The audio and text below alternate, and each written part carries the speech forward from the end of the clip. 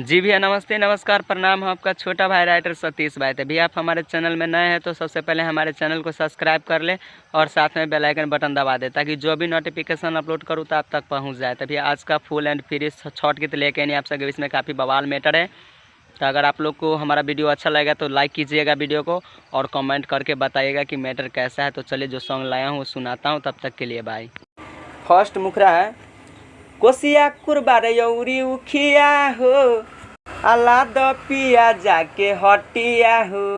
कोसिया कुरबारे औरी उखिया हो, ला द पिया जाके हटिया हो। ए जी भूख बयसो छठी के बरतिया ये सैया, आ देह बजोरे नारियल के यरघिया ये सैया, आ देह बजोरे नारियल के यरघिया ये सैया।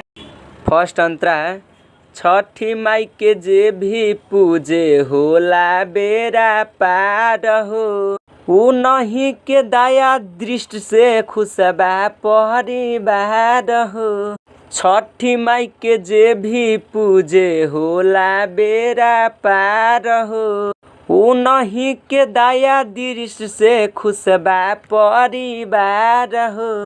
अरे देहिया का पे बहे शीतली बेअरिया ये सैया, आ देह बजोरे नारियल के यरघिया ये सैया, आ देह बजोरे नारियल के यरघिया ये सैया।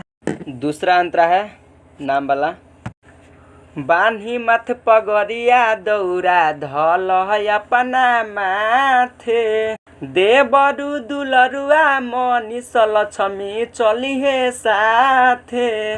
बान्ही मथ पगरिया दौरा धल अपना माथे, देवरु दुलरुआ रौनक राजन चली हे साथे।